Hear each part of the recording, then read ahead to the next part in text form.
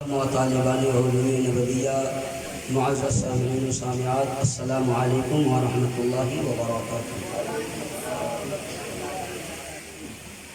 الحمد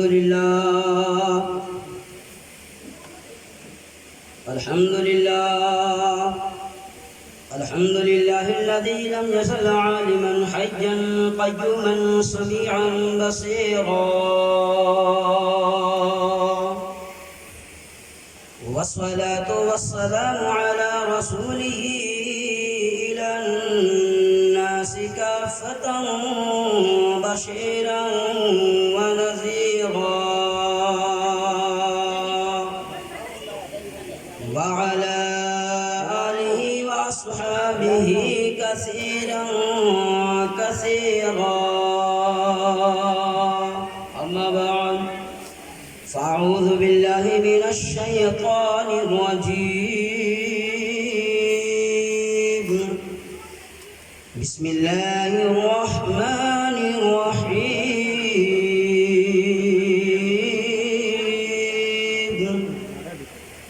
قل لا أسألكم عليه أجرا إلا المودة في القربى، صدق الله العظيم وصدق رسوله النبي الأمين المكين الكريم، ونحن على ذلك لمن الشاهدين والشاكرين، والحمد لله رب العالمين، آمين إلى خير النهاية۔ قابل قدر بزرگوں اور دوستوں، آئیے ہم اور آپ مل کر سب سے پہلے حضور سید عالم صلی اللہ علیہ وسلم کی مقدس بارگاہ میں درود و سلام کا نذرانِ عقیدت پیش کریں اور پڑھیں جھوم جھوم کر بآواز بلند، اللہم صلی علی سیدنا و مولانا محمد معدن الجود والکرم، منبع العلم والحلم والحکم، وآلہ وبارک وسلم صلاۃ و سلاما علیک یا رسول اللہ صلی اللہ علیہ وسلم۔ بڑی محنت و مشقت کے ساتھ اس پاکیزہ مجلس کو رچایا، سجایا، بسایا حافظ قربان علیہ وسلم ہو اور ان کے گھر والوں، عزیز و اقارب نے اس میں بہت ہی جانفشانی کے ساتھ کام انجام دیا۔ ناظم اجلاس حضرت علامہ مولانا لیاقت علی صاحب اللہ نے ہمیں اور آپ کو بیدار رکھا، شعراء اعظام نے، واعظین اہل سنت و جماعت نے، میرے عزیزوں آپ لوگوں کی بڑی قربانیاں بھی اس میں شامل ہیں کہ آپ لوگوں نے بیدار رہ کر کے ہم علماء اور شعراء کا ساتھ دیا۔ شاعر اسلام کہتا ہے، سرکار کی جو بزم سجانے میں لگے ہیں، سرکار کی جو بزم سجانے میں لگے ہیں، جنت میں وہ گھر اپنا بنانے میں لگے ہیں، جنت میں وہ گھر اپنا بنانے میں لگے ہیں، کیسے کہوں کی جائے گی دوزخ میں یہ امت، کیسے کہوں کی جائے گی دوزخ میں یہ امت، آقا میرے امت کو بچانے میں لگے ہیں، آقا میرے امت کو بچانے میں لگے ہیں، یا ربی حبلی امتی دن رات یہ کہہ کر، یا ربی حبلی امتی دن رات یہ کہہ کر، آقا میرے مولا کو منانے میں لگے ہیں، آقا میرے مولا کو منانے میں لگے ہیں۔ عزیزان گرامی وقار، ہمارے اور آپ کے بیچ محرم الحرام کا مقدس مہینہ چل رہا ہے، جس کی آج 7ویں تاریخ لگ چکی ہے۔ آج ہم اور آپ اطمینان سے، سکون سے کھائیں گے اور سو جائیں گے، لیکن امام حسین رضی اللہ تعالی عنہ کی مقدس ذات پر 7 محرم الحرام کو پانی بند کر دیا گیا تھا۔ اللہ اکبر۔ اللہ تعالیٰ قرآن مقدس کے اندر ارشاد فرماتا، اے محبوب اپنے کلمہ پڑھنے والوں سے ارشاد فرما دیجئے کہ میرے صدقے میں تمہیں جان، مال، اولاد، قرآن جیسی مقدس کتاب، رمضان جیسا مقدس مہینہ ملا۔ اے میرے ماننے والوں، کلمہ پڑھنے والوں، میں تم سے ان ساری چیزوں پر کچھ طلب نہیں کرتا مگر یہ کہ میرے قرابت داروں سے محبت کرنا۔ میرے عزیزو، شاعر اسلام کہتا ہے، اسلام تھا، اسلام ہے، اسلام رہے گا اسلام تھا، اسلام ہے، اسلام رہے گا۔ اسلام کی گردن پہ حسین ابن علی کا، اسلام کی گردن پہ حسین ابن علی کا احسان تھا، احسان ہے، احسان رہے گا۔ احسان تھا، احسان ہے، احسان رہے گا۔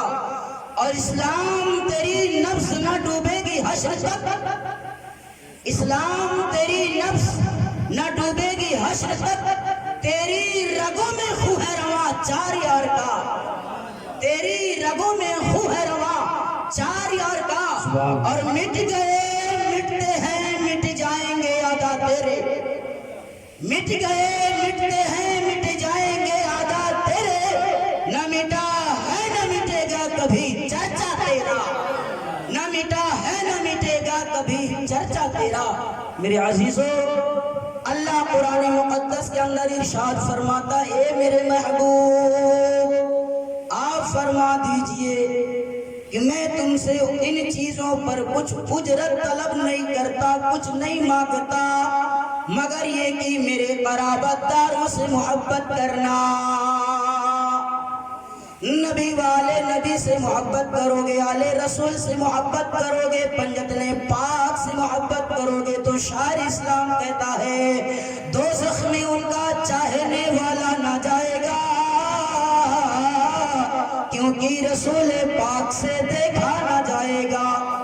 الفت ہے میرے دل میں، غلام نبی ہوں میں، دوزخ میں تو کیا میرا سایہ نہ جائے گا، اور جنت میں وہ رسول ہمارا نہ جائے گا، جب تک ہر ایک امتی بخشا نہ جائے گا۔ ڈالا گیا جب آگ میں حسرت خلیل کو، بولی یہ آگ ہم سے جلایا نہ جائے گا۔ سحر ستم یہودی سے کہتے رہے بلال، کلمہ نبی کا دل سے نکالا نہ جائے گا۔ لیکن آج ہم اور آپ بھی حسین سے محبت کرتے ہیں، نبی بھی حسین سے محبت کرتے تھے۔ What is the difference between love of Prophet Muhammad صلی اللہ علیہ وسلم and him؟ کیا فرق ہے نبی کے آخر الزمان صلی اللہ علیہ وسلم کی محبت اور ہم سب کی محبت میں امام حسین سے؟ اے میرے عزیزو، نبی کے چاہنے والوں، نبی کے مقدس نام کا کلمہ پڑھنے والوں یا حسین کے نام کا نعرہ لگانے والوں، فرق تلاشو۔ حسین سے محبت نبی کی کیسی محبت تھی؟ آج حسینیوں کا نعرہ لگانے والے، حسینی ہونے کا کم کرنے والے حسین سے کیسی محبت کرتے ہیں؟ فرق پیدا کرو۔ نبی حسین سے محبت کرتے ہیں، حضور حسین سے محبت کرتے ہیں۔ اگر نبی کے نواسے حسین پشت انور پر آ گئے، نبی نے نواسے کی محبت میں سجدے کو لمبا کر دیا۔ پشت انور پر نواسا آ گیا، نبی نے سجدے کو لمبا کر دیا۔ اے میرے عزیزو، محبت میں نانا نے نواسے کی خاطر سجدے کو لمبا کیا۔ سجدہ کرنے کے بعد نانا نے تو سر اٹھا لیا، لیکن نانا کی شریعت کی خاطر، نانا کے دین کی خاطر، نانا کی عزت کی خاطر نواسے نے کربلا کی مقدس سرزمین پر جب سجدہ کیا ہے تو سجدہ کرتے آسمان نے دیکھا ہے، آسمان میں اڑنے والے پرندوں نے دیکھا ہے، یزیدیوں نے دیکھا ہے، لیکن نواسے نے سجدے سے سر اٹھایا یا نہیں، کسی نے نہیں دیکھا۔ سبحان اللہ، سبحان اللہ۔ اس نواسے پہ محمد مصطفیٰ کو ناز ہے، اس نواسے پہ محمد مصطفیٰ کو ناز ہے، اس کی ہمت پر علی شیر خدا کو ناز ہے۔ اوروں نے سجدے کیے، سب کا نیا انداز ہے، اس نے وہ سجدہ کیا جس پر خدا کو ناز ہے، اس نے وہ سجدہ کیا جس پر خدا کو ناز ہے۔ حسینی ہو، حسین سے محبت کرتے ہو، زیادہ دیر تک سجدے کیا کرو، اپنے رب کو راضی کیا کرو، حضور کے چشمے مبارک کو ٹھنڈک پہنچایا کرو۔ اگر حسینی ہو، غلط کر رہے ہو، ہرگز نہیں حسینی بن سکتے۔ بیان کیا جاتا ہے کسی شہر میں in other city two friends living، کسی شہر میں دو دوست رہا کرتے تھے۔ کسی دوست نے کچھ غلط کر دیا تو اس غلطی کی بنیاد پر گاؤں کے مکھیا، سرپنچ، عوام سارے لوگ مل کر کے اس یار کو، اس دوست کو کنکر مار رہے تھے، پتھر مار رہے تھے۔ اس میں اس کا دوست بھی تھا۔ لوگ کہتے ہیں کہ دوستی کا مطلب کیا ہوتا ہے؟ بیان کرنے والے بیان کرتے ہیں، یارو دوست ہی ایک ایسی چیز ہوتی ہے، دوستی ہی ایک ایسی چیز ہوتی ہے جس کا کوئی مطلب نہیں ہوا کرتا ہے۔ انسان اگر آپ کے ساتھ گھوم رہا ہے، ٹہل رہا ہے تو اس کا کچھ مقصد ہے، لیکن اگر کوئی یار بن گیا، دوست بن گیا، کسی سے دوستی ہو گئی تو اس کا کچھ مطلب نہیں ہوا کرتا۔ سارے لوگ اس کی غلطی پر مل کر کے کنکر مار رہے تھے، پتھر مار رہے تھے۔ یار نے اسے گلاب کا پھول پھینک کر مار دیا۔ لوگ پتھر مار رہے تھے، اسے تکلیف نہیں ہوئی، لوگ کنکر مار رہے تھے، وہ نہیں رویا، لیکن جب اس کے یار نے گلاب کا پھول پھینک کے مارا تو بے تحاشا رونے لگا۔ اس نے کہا یار یہ فلسفہ سمجھ میں نہیں آیا، لوگ کنکر مارے نہیں رویا، لوگ پتھر مارے نہیں رویا، میں نے گلاب کے پھول سے مارا، رو دیا۔ کہا نادان، لوگ مار رہے تھے تو وہ لوگ تھے، لیکن تو مارا تو اپنا یار ہے۔ اے مسلمانوں، یزیدیوں نے بجایا، یزیدیوں نے بجایا تو ایک مرتبہ یزیدیوں نے سر حسین کو کاٹا تو ایک مرتبہ ہم حسینی ہیں، جب جب محرم آتا ہے تکلیف دیتے ہیں، جب جب محرم آتا ہے تکلیف دیتے ہیں۔ اس یار سے درس حاصل کرو، اس فرینڈ سے لیسن پکڑو، اس دوست سے سبق سیکھو۔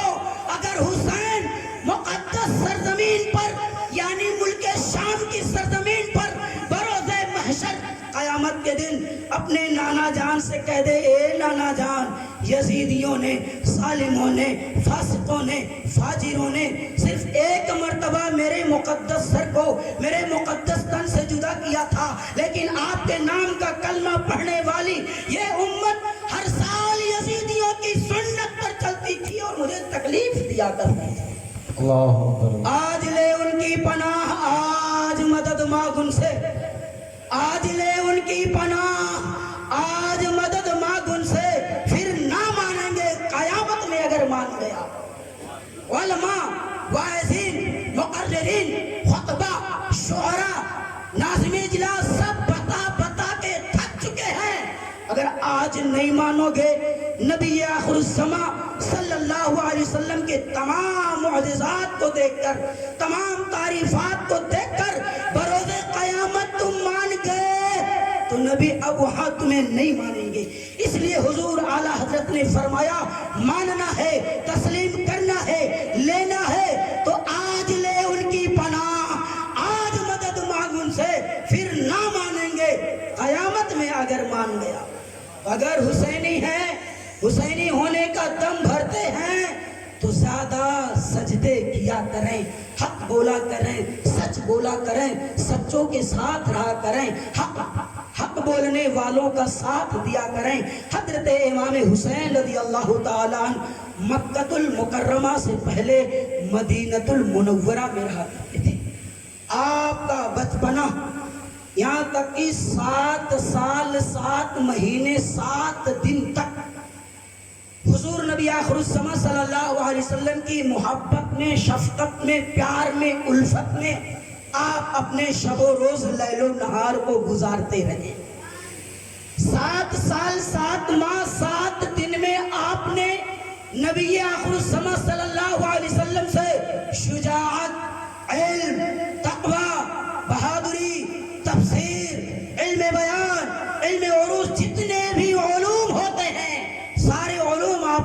حاصل کر لیے.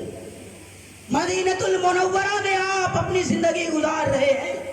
وہاں حضرت امیر معاویہ رضی اللہ عنہ کے وصال کے بعد یزید پلید بے باک ہو گیا. ہم اور آپ 20 25 50 کی تعداد میں ہیں. کس کے دل میں کیا ہے, کس کی نیت کیسے بگڑ جائے گی, اس کے نیت میں فطور کیسے پیدا ہو جائے گا, اس چیز کو کوئی ابھی نہیں جانتا سوائے اللہ اور اس کے رسول کے. حضرت امیر معاویہ رضی اللہ تعالیٰ عنہ کے وصال کے بعد آپ کا فاسق و فاجر بیٹا یزید تخت نشین ہوا. یزید ملک شام میں تھا اور بصرہ میں نعمان بن بشیر تھے, کوفہ میں نعمان بن بشیر تھے, بصرہ میں ابن زیاد تھا. یہ لوگ وہاں کے گورنر تھے. اور حضرت امام حسین مدینۃ المنورہ میں تھے اس وقت جس وقت یزید نے عمرو بن سعد ابن زیاد ان سارے لوگوں کو یہ حکم نامہ, یہ تحریر, یہ لیٹر پیڈ پر لکھ کر کے دیا کہ آج کے دور میں ہمیں کسی سے ڈر ہے, خوف ہے تو صرف اور صرف امام حسین سے. صرف امام حسین کو تم لوگ راضی کر لو, امام حسین کو منا لو, معاملہ کلیئر ہو جائے گا. انہیں اور کسی سے ڈر نہیں تھا, انہیں اور کسی کی پرواہ نہیں تھی. اگر انہیں ڈر تھا تو حسین سے, اور حسین کب ظالم کا ساتھ دے سکتے تھے. حسین سے جب یہ مطالبہ ہونے لگا تو حسین نکل گئے کہاں سے, مدینہ سے. وہ مدینہ جس مدینے کے بارے میں سیدی سرکار اعلیٰ حضرت رضی اللہ عنہ وارضہ عنہ تحریر فرماتے ہیں, ٹھوکریں کھاتے پھرو گے. اگر مدینہ چھوڑ دیے, مدینہ دل سے نکال دیے, مدینہ کو یاد نہیں کیے تو ٹھوکریں پھرتے, ٹھوکریں کھاتے پھرو گے. ان کے در پہ پڑ رہو, قافلہ تو اے رضا اول گیا آخر گیا. حضور اعلیٰ حضرت یہ درس دے رہے ہیں. اب سنو جو حضور اعلیٰ حضرت درس دے رہے ہیں. اب اس مقدس شہر کو حسین چھوڑنے جا رہے ہیں. اس مقدس شہر کو چھوڑنے سے پہلے خوب امام حسین تربت اطہر سے لپٹ کر روتے ہیں اور عرض کرتے ہیں, اے نانا جان, جانا پڑے گا عظمت اسلام کی خاطر, جانا پڑے گا نانا کے دین کی خاطر, نانا کے عزت کی خاطر. اے نانا جان, اسی مدینے کی گلیوں میں نے اپنے بچپنے کو گزارا ہے, شب و روز کو گزارا ہے, لیل و نہار کو گزارا ہے. میرے جانے کی چاہت نہیں ہے, اچھا نہیں ہے, دل تو نہیں کرتا چلا جاؤں. اگر جا رہا ہوں تو صرف مذہب اسلام کی خاطر, نبی کے دین کی خاطر, نانا جان کی شریعت کی خاطر. اے نانا جان, مجھے یہاں سے جانا پڑے گا. آپ وہاں سے امی جان, بڑے بھائی حضرت امام حسن, دیگر جو بھی جنت البقیع میں مدفون ہیں تشریف فرما ہیں. سارے لوگوں سے سلام کرنے کے بعد, دعائیں لینے کے بعد مکہ المکرمہ کی طرف آپ روانہ ہو جاتے ہیں. جب مکہ المکرمہ آپ کے آنے کی خوشی ہوتی ہے, سارے لوگ حضرت جابر بن عبداللہ, حضرت ابن عمر رضی اللہ تعالیٰ, جتنے عدلہ صحابہ کرام ہیں, بالکل مسرت سے, شادمانی سے, خوشی سے جھوم جاتے ہیں کہ یہاں تو مکہ المکرمہ کے اندر نبی آخر الزماں صلی اللہ علیہ وسلم کے نواسے تشریف لا رہے ہیں. حضرت امام حسین رضی اللہ تعالیٰ عنہ جب آپ وہاں مکہ المکرمہ میں تشریف لے گئے تو ابھی آپ پہنچے لگ بھگ تقریباً 150 200 300 تک کے خط لیٹر کوفہ والوں نے بھیج دیا. اے حسین, نہ ہم یزید نہ یزیدیوں کے پیچھے نماز پڑھتے ہیں, نہ ان کا ہم ساتھ دیتے ہیں, نہ ہم ان کے ساتھ اٹھتے بیٹھتے ہیں. امام, اگر آپ کی ذات سراپا یہاں تشریف لے آوے تو ہم آپ کی بیعت قبول کر لیں گے, نماز جمعہ بھی ادا کریں گے, عید و بقرہ عید بھی ادا کریں گے. اب جب نانا جان کے دین کی بات آئی تو نانا جان نے آپ کو بڑے محبت سے پرورش کیا تھا. नाना जान ने आपको बड़े मोहब्बत से, बड़े लाड से, बड़े प्यार से आपको परवान चढ़ाया था। अब बात आ गई नाना जान की शरीयत की। कूफा वालों ने जो लेटर भेजे, सारे लेटर देखे गए। जो अदिल्ले साहबे किराम थे वो बयान करने लगे, इमाम आपका जाना ठीक नहीं है, इसलिए कि कूफा के जितने लोग होते हैं वो वफा करने वाले नहीं, बेवफा होते हैं। आपसे पहले न जाने कितनों के साथ उन गद्दारों ने गद्दारी की है, लेकिन इमाम ने कहा नहीं, खुतूत आए हैं। फिर साहबे किराम ने कहा डायरेक्ट आपका जाना ठीक नहीं, आप किसी को अपना नायब बना करके पहले भेजें।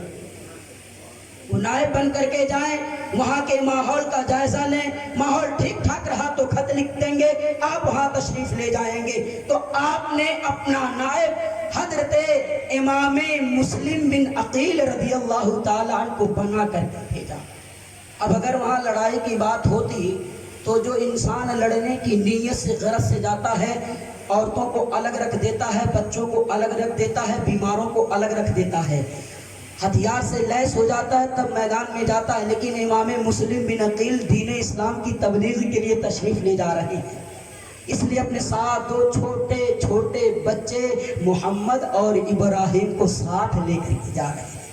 आप जब कूफा की सरजमीन पर तशरीफ रखे हैं तो सबसे पहले नुमान बिन बशीर जो वहाँ का गवर्नर था, उससे अलग जा करके आप हजरत काजी शुरैह के यहाँ तशरीफ रखते हैं। ज़ोहर के टाइम अगर आप पहुँचते हैं तो काजी शुरैह के यहाँ से मस्जिद तशरीफ ले जाते हैं। मस्जिद जैसे ही आपके मुबारक कदम पड़ते हैं, 40,000 की तादाद में कूफी आपके दस्ते हक परस्त पर इमाम हुसैन के नाम पर बैअत कर लेते हैं। हजरत मुस्लिम बिन अकील ने जब ये माहौल, ये जज्बा, ये इसार, ये कुर्बानी, ये मोहब्बत, ये उल्फत देखी, फौरन आपने मस्जिद में एक लेटर तहरीर कर दिया, इमाम आपका यहाँ आना बहुत अशद ज़रूरी है। जब आपके नायब होने की हैसियत से मेरे हाथ पर 40,000 की तादाद में लोग बयात कर लिए हैं, अगर आप आ जाएंगे न जाने कितने हजारों की तादाद में बयात कर लेंगे। अब हजरत इमाम हुसैन रज़ी अल्लाह ताला के पास खत पहुंच रहा है। टेलीविज़न का ज़माना नहीं था, रिसीवर का ज़माना नहीं था, एरोप्लेन वगैरह का ज़माना नहीं था। ज़माना घोड़े, खच्चर, ऊंट, इन सारी चीज़ों का ज़माना था। पैदल चला करते थे, घोड़े से सफ़र किया करते थे, ऊँटों से सफ़र किया करते थे। आप ज़ोहर के वक्त जब मस्जिद में गए 40,000 की तादाद में थे। जब इब्ने ज़ियाद को इस बात का पता चला तो इब्ने ज़ियाद वो चापलूस, निकम्मा, नाअहल, बदबख्त यजीद से कहा, कूफा का जो गवर्नर है नुमान बिन बशीर, वो हमको ठीक नहीं लग रहा है, इसलिए कि अभी वो गवर्नर है और उसकी गवर्नरी में मक्का से आकर के मुस्लिम बिन अकील 40,000 की तादाद में लोगों को बैअत कर लिए। अगर तुम कहो तो मैं उन्हें मासूल कर दूं, उनके ओहदे से उन्हें बर्खास्त करके मैं ओहदा संभाल लूं। यजीद तो पहले ही से इस बात का मुंतजिर था, कुछ भी हो हुसैन को मनाना है। अगर जान देने की बात आए जान दे देंगे, माल दे देंगे, सब कुछ कुर्बान कर देंगे, लेकिन हुसैन को मनाना है। लेकिन हुसैन का टारगेट था सरदाद नादाद दस्त दर दस्ते यजीद, सरदाद नादाद दस्त दर दस्ते यजीद, हक्का की बिनाए ला इलाहा अस्त हुसैन। हुसैन का टारगेट था कि यजीद सुन ले, अगर तुझे मेरे सर की जरूरत पड़ी तो मैं अपना सर भी दे दूंगा, खानदान का सर दे दूंगा, जानिसार का सर दे दूंगा, लेकिन अगर तेरी मंशा, तेरी ख्वाहिश ये है कि हुसैन अपना सर, अपना हाथ तेरे हाथ में दे दे, तो सुन, मर्दे हक बातिल के सामने मात खा सकते नहीं, मर्दे हक बातिल के आगे मात खा सकते नहीं। अबे जालिम, सर कटा सकते हैं लेकिन सर झुका सकते नहीं, सर कटा सकते हैं लेकिन सर झुका सकते नहीं। इमाम वहां से निकल पड़े। जब इमाम को ये खत तहरीर लिख दी गई, इमाम वहां से निकल पड़े, करबला की मुकद्दस सरजमीन पर इमाम पहुंच गए। जालिमों ने देखा امام کے اندر بڑی ہمت ہے، امام کے اندر بڑی جرات ہے، امام کے اندر بہت طاقت ہے، امام کے اندر بہت بہادری ہے۔ تو ان ظالموں نے امام کو کمزور کرنے کے لیے، امام کے ماننے والوں کو کمزور کرنے کے لیے، ظالموں نے امام پر اگر کسی چیز کی سب سے پہلے پابندی لگائی تو پانی کی۔ ظالموں نے امام پر اگر سب سے پہلے کسی چیز کی پابندی لگائی تو پانی کی۔ کھانا نہ ملے انسان برداشت کر لے گا، اگر پانی نہ ملے تو اسے برداشت نہیں کر پائے۔ امام پر ظالموں نے پابندی لگا دی پانی کی کہ پانی سب پیے، انسان ہو، جاندار ہو، نباتات، جتنی چیزیں ہیں ساری چیزیں نہر فرات سے سیراب ہو، پانی پئیں، لیکن حسین اور حسینی کو پانی نہ لینے دیا گیا۔ اللہ اکبر۔ آج کچھ آؤٹ آف ہم جو ہم سے اور آپ سے باہر ہیں، وہ کہتے ہیں لوگ یا حسین کا نعرہ لگاتے ہیں، یہ سوچتے ہیں کہ جام کوثر دلا دیں گے اس لیے کہ وہ جنتی نوجوانوں کے سردار ہیں۔ نالائق اعتراض کرتے ہیں وہ حسین جو کربلا میں نہر فرات کے پانی کے لیے خود ترس گئے، وہ دوسروں کو کیا پلائیں گے؟ صرف غور کیجئے گا، امام حسین کی ذات وہ ذات ہے جن کی خاطر نبی آخر صلی اللہ علیہ وسلم نے خطبہ مبارکہ کو موقوف کر دیا، بند کر دیا، جن کی خاطر نبی آخر صلی اللہ علیہ وسلم نے اپنے مقدس سجدے کو لمبا فرما دیا، جن کو آقا دو عالم صلی اللہ علیہ وسلم اپنے دوش مبارک کندھے مبارک پر لے کر ٹہلایا کرتے تھے، جن کے مقدس لب کو چوما کرتے تھے، جن کی مقدس پیشانی کا بوسہ لیا کرتے تھے، وہ حضرت امام حسین کی ذات ہے۔ اور حضور خواجہ غریب نواز کی ذات نگاہوں کے سامنے رکھی جائے، جو نوازوں در نوازوں نہ جانے کتنے نسل کے باپ خواجہ غریب نواز کا مقام آتا ہے۔ اے نوجوانوں، کربلا میں حسین پہ پانی بند کر دیا، ہندوستان میں نالائقوں نے خواجہ پہ پانی بند کر دیا، لیکن جو لوگ خواجہ پر اعتراض کرتے ہیں، جو لوگ حسین پہ اعتراض کرتے ہیں، جو یہ کہتے ہیں وہ حسین جو نہر فرات کے پانی کے لیے خود ترس گئے، وہ دوسروں کو کیا پلائیں گے؟ اے نادانوں، دیکھ لو خواجہ غریب نواز کو جب ظالموں نے پانی سے روکا ہے، خواجہ غریب نواز نہیں گئے۔ آپ کے زبان کی یہ طاقت تھی کہ آپ نے اپنے خادم سے کہا جا، اور جا کر کے اس سے کہہ دے تالاب سے نہ کہا، ندی سے نہ کہا، نہر سے نہ کہا، ارے اس سے جا کے کہہ دے جس وقت میں سارے تالاب، ساری دریائیں، ساری نہریں سوکھ جاتی ہیں، اس وقت بھی پانی سے وہ لبریز رہتا ہے، جس کے اپنے پانی پر اتنا ناز ہے، جو اپنے آپ کو انا ساگر کہتا ہے، اس سے جا کے کہہ دے، اس کے گھمنڈ کو توڑ دے، جا کہہ دے اے انا ساگر تجھے خواجہ نے بلایا ہے۔ خواجہ نے نہیں کہا، خواجہ نہیں گئے، خواجہ نے کہلوایا جا تو کہہ دے اے انا ساگر کا پانی تجھے خواجہ نے بلایا ہے۔ خواجہ کا حکم ہوا، انا ساگر کا سارا پانی آ کر کے کاسے میں بکھر گیا ہے، اکٹھا ہو گیا ہے۔ اے میرے عزیزو، یہ خواجہ غریب نواز نہ جانے کتنے نوازوں کے بعد، کتنی پشتوں کے بعد آپ کا مقام ہے، لیکن فرق ہے خواجہ غریب نواز ہندوستان میں آئے تو اپنا کوئی نہیں سب پرائے تھے، اپنا کوئی نہیں سب پرائے تھے، اور حسین کے ساتھ جتنے تھے پرایا کوئی نہیں سب اپنے تھے۔ ارے وہاں دکھانا تھا کہ دیکھو خواجہ غریب نواز جو انا ساگر کے پانی کو کاسے میں بلا رہے ہیں، وہ اس لیے کہ خواجہ غریب نواز ہندوستان کی مقدس سرزمین پر اسلام پھیلانے آئے تھے، اور جو اسلام پھیل چکا تھا حسین کربلا میں بچے ہوئے اسلام کو بچانے گئے تھے، پھیلے ہوئے اسلام کو بچانے گئے تھے۔ تو اے مسلمانوں، اسلام کو پھیلانے کے لیے اگر وہ انبیاء کرام کی ذات ہے تو معجزات کی ضرورت پڑتی ہے، انبیاء کرام کے علاوہ اولیاء کرام کی ذات ہے تو کرامات کی ضرورت پڑتی ہے۔ خواجہ غریب نواز ہندوستان کی سرزمین پر اسلام پھیلانے کے لیے آئے، اس لیے پانی کو کاسے میں بلا کر کرامت دکھا رہے ہیں، نااہلوں کو کلمہ پڑھا کر مذہب اسلام میں داخل کرنا۔ اور حسین جو کربلا کی مقدس سرزمین پر پانی کو طلب نہیں کیے، اس لیے کہ حسین کربلا میں اسلام بچانے گئے تھے، اور کسی چیز کو بچانے کے لیے صبر کی ضرورت پڑتی ہے، استقامت کی ضرورت پڑتی ہے۔ حسین نہر فرات کو طلب نہیں کرتے، اس لیے کہ آپ صبر کا مظاہرہ کر رہے ہیں، اپنے نانا جان کی امتیوں کو استقامت کا درس دے رہے ہیں۔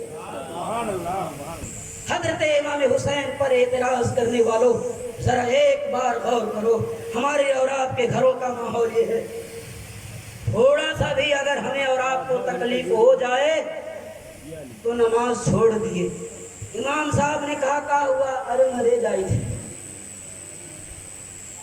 بیمار ہوئی گئے، طبیعت یہ صحیح نہیں ہے، لیکن حسین پر قربان جاؤ، ظہر کی اذان ہو رہی ہے، جنگ کو بند کر کے نماز ادا کر رہے ہیں، گھر والوں کو، کنبہ والوں کو، خاندان والوں کو، جانساروں کو قربان کر رہے ہیں، نماز ادا کر رہے ہیں۔ ہمارے اور آپ کے گھروں میں سارے لوگوں کی خواہش ہوتی ہے، تمنا ہوتی ہے، آرزو ہوتی ہے، نیت ہوتی ہے کہ ہمارا اور آپ کا بچہ حافظ قرآن ہو جائے۔ نیتیں بہت ہیں، آرزویں بہت ہیں، تمنائیں بہت ہیں، دعائیں بہت ہوتی ہیں، لیکن مقبول کیوں نہیں ہوتی؟ اس لیے کہ کہنے والے قائل لوگ کہتے ہیں اطلب العلم من المہد الی اللحد، یہ علم حاصل کرنے والوں علم حاصل کرو ماں کی گود سے لے کے قبر تک۔ یہ حدیث نہیں، بہت تحقیق کرنے کے بعد جب ہم نے کھنگالا تو یہ ثابت ہوا یہ حدیث نہیں بلکہ کسی قائل کا قول ہے۔ اتنا پڑھ دیا گیا اسے کہ مقررین اور واعظین اور ناصحین کو التباس ہو گیا کہ حدیث رسول ہے۔ یہ حدیث رسول نہیں ہے، قائل کا قول ہے۔ کیا؟ ماں کی گود سے لے کے قبر تک علم حاصل کرو۔ حضور غوث پاک رضی اللہ تعالیٰ عنہ کی والدہ محترمہ فاطمہ ام الخیر رضی اللہ عنہا 18 پارے کی حافظہ تھی۔ آپ کا معمول تھا بعد نماز فجر جب تک 18 پارے کو مکمل نہ پڑھ لیتی تھی مصلی نہیں سمیٹتی تھی۔ روزانہ کا معمول تھا جب بڑے پیر دستگیر غوث پاک مادر شکم میں آئے، ماں کے بطن اطہر میں آئے، ماں کے پیٹ میں آئے، تب بھی ماں کا معمول تھا، بوجھ برداشت کرتی تھی، نماز فجر ادا کرتی تھی، جب تک 18 پارے کو مکمل نہیں کر لیتی مصلی نہیں سمیٹتی تھی۔ اسی کا یہ معاملہ ہوا کہ حضور غوث پاک رضی اللہ تعالیٰ عنہ ماں کے شکم سے 18 پارے کے حافظ قرآن ہوئے۔ لیکن سنو، اگر ماں روز قرآن پڑھے تو بچہ حافظ قرآن ہو جائے، لیکن اگر ماں قرآن پڑھ کر کے بچے کو سلائے، قرآن پڑھ کر کے بچے کو بیدار کرے، ماں قرآن پڑھ کر کے بچے کی تربیت کرے، تو وہ بچہ حسین کی ذات بن کر کے کربلا میں اپنے مقدس سر کو تن سے جدا کر کے ظالموں کے نیزے پر بھی چڑھ کر کے قرآن کی تلاوت کرے۔ اپنے گھر کا ماحول یہ بناؤ، سچے حسینی ہو، پکے حسینی ہو، اتنی قرآن کی تلاوت کرو بچے گانا بجانا بھول جائیں، جب پڑھیں تو قرآن کی تلاوت کریں، جب چلیں قرآن کی تلاوت کریں، سوئیں تو قرآن کی تلاوت کریں، اٹھیں تو قرآن کی تلاوت کریں، اتنے قرآن کی تلاوت کریں کہ فوراً یاد کر لیا جائے کہ ہمارے اور بچے زمین پر رہ کے قرآن کی تلاوت کرتے ہیں، لیکن فاطمہ کا لال تھا نیزے پہ چڑھ کے قرآن کی تلاوت کرتا تھا۔ ڈھل جائے گی یہ جوانی جس پہ تم کو ناز ہے، ڈھل جائے گی یہ جوانی جس پہ تم کو ناز ہے، تم بجا لو چاہے جتنا 4 دن کا ساز ہے۔ ہوئے نامور بے نشاں کیسے کیسے، ہوئے نامور بے نشاں کیسے کیسے، زمین کھا گئی نوجواں کیسے کیسے۔ عزیزو، اس لیے ہمارے اور آپ کے لیے ضروری ہے کہ آخرت کی فکر کریں، اس لیے کہ ہماری اور آپ کی قبر میں انتقال کے بعد سوائے اپنے اعمال صالحہ کی کوئی چیز ساتھ نہیں دے گی۔ وہ بیوی جو سکھ میں، درد میں، تکلیف میں، آرام میں، تنہائی میں، مجمع میں، جلسے میں، ہر جگہ ساتھ ہوتی ہے، اس دن وہ بیوی بھی ساتھ چھوڑ دے گی۔ اللہ نے اگر نوازا ہے، اللہ نے اگر ہدایت عطا فرما دی، کلمہ پڑھ کے مسلمان ہو گئے، اللہ نے توفیق دی روزہ نماز کے پابند ہو گئے، اللہ نے اور توفیق دی زکوٰۃ نکالنے لگے، اللہ نے اور مال کی فراوانی بڑھا دی، اللہ نے مال کی فراوانی سے نواز دیا، حج کر لیے تو پانچوں ارکان آپ نے کمپلیٹ کر لیا۔ ان دس اسلام 5 ارکان، اسلام میں 5 ارکان ہیں، 5 رکن ہیں۔ نمبر 1 کلمہ پڑھنا، دوسرا نماز پڑھنا، نمبر 3 روزہ رکھنا، نمبر 4 زکوٰۃ دینا، نمبر 5 بیت اللہ شریف کا حج کرنا۔ اگر کوئی ویکتی دنیا میں آ کر کے کلمہ پڑھ کے مسلمان ہو گیا، نماز پڑھنا شروع کر دیا، رمضان کے مقدس مہینے کا روزہ رکھتا رہا، زکوٰۃ فرض ہونے پر زکوٰۃ ادا کرتا رہا، حج فرض ہونے پر حج کو ادا کر لیا، مرنے کے بعد کوئی چیز اس کے ساتھ نہیں جائے گی، لیکن اگر وہ مسلمان ہے تو اوپر سے آنے والی بلا کو اس کی ایمان کی صفت روکے گی۔ اگر وہ نمازی ہے، ایک کونے سے آنے والی بلا کو نماز روکے گی۔ اگر وہ رمضان کا روزہ رکھتا تھا، دوسرے کونے سے آنے والی بلا کو روزے روکے گی۔ اگر وہ زکوٰۃ دیتا تھا، تیسرے کونے سے آنے والی بلا کو زکوٰۃ روکے گی۔ اگر وہ حج کر کے دنیا سے گیا تو چاروں کونے سے، اوپر سے، ہر طرف سے عذاب قبر سے محفوظ ہو جائے گا۔ 60-70 سال کی زندگی، 80-90 سال کی زندگی مل جائے، اور اس خوبصورت اور قیمتی زندگی میں ہم اور آپ اگر جنتی نہ بن پائیں تو یاد رکھنا، الدنیا مزرع الآخرہ۔ آقا صلی اللہ علیہ وسلم ارشاد فرماتے ہیں، لوگوں دنیا آخرت کی کھیتی ہے، جو جیسا بوئے گا ویسے ہی کاٹے گا۔ اچھا بوئے گا تو آخرت میں اچھا پائے گا، غلط بوائی کرے گا تو آخرت میں اسے اس کی سزا ملے گی۔ رب فرماتا ہے، فَمَن يَعْمَلْ مِثْقَالَ ذَرَّةٍ خَيْرًا يَرَهُ وَمَن يَعْمَلْ مِثْقَالَ ذَرَّةٍ شَرًّا يَرَهُ۔ دنیا میں جو ذرہ برابر بھلائی کرے گا تو اللہ اسے دنیا و آخرت میں اس کا اجر عطا فرمائے گا، اور جو دنیا میں ذرہ برابر بھی برائی کرے گا تو اللہ دنیا میں اسے ذلیل کرے گا، آخرت میں اسے اس کی سزا دے گا۔ اس لیے عذاب قبر سے اپنے آپ کی حفاظت کریں۔ اس لیے رب فرماتا ہے، یا ایھا الذین آمنوا قوا انفسکم واہلیکم نارا وقودھا الناس والحجارہ۔ اے ایمان والو، خود تم بچو اور اپنے اہل و عیال کو بچاؤ جہنم کی آگ سے، جس کے ایندھن لوگ اور پتھر ہیں۔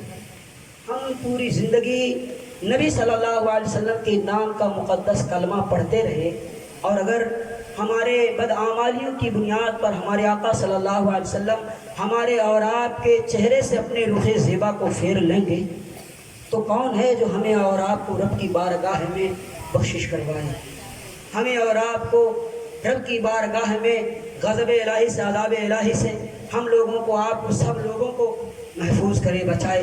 اس لیے اللہ پروردگار عالم جب ناراض ہوگا تو اس ناراضگی کو دیکھ کر کے کسی کی ہمت اور جرات نہ ہوگی کہ رب کی بارگاہ میں کوئی حاضری دے۔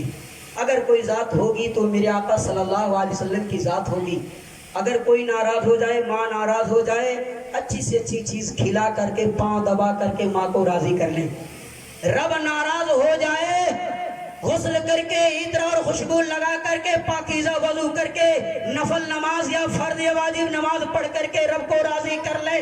بروز محشر جب سارے لوگ پریشان حال ہوں گے، جب میرے آقا رب کو راضی کرنے کے لیے جائیں گے تو میرے آقا صلی اللہ علیہ وسلم اس طریقے سے رب کو راضی کریں گے کہ اپنے مقدس سر کو سجدے میں رکھ دیں گے۔ رب فرمائے گا، یا محمد صلی اللہ علیہ وسلم ارفع راسک قل تسمع سل تعطا اشفا تشفا۔ اے میرے محبوب، آپ اپنے مقدس سر کو اٹھائیں، آج جو جو بات کہیں گے آپ کی ساری بات قبول کی جائے گی، جو کہیں گے آپ کی بات سنی جائے گی۔ جس کی شفاعت کریں گے، جس کے حق میں آپ شفاعت کریں گے، اس کے حق میں آپ کی شفاعت قبول کی جائے گی۔ اس لیے حضور سیدی سرکار اعلیٰ حضرت رضی اللہ تعالیٰ عنہ ارشاد فرماتے ہیں، خدا کی رضا چاہتے ہیں دو عالم، خدا کی رضا چاہتے ہیں دو عالم، خدا چاہتا ہے رضائے محمد۔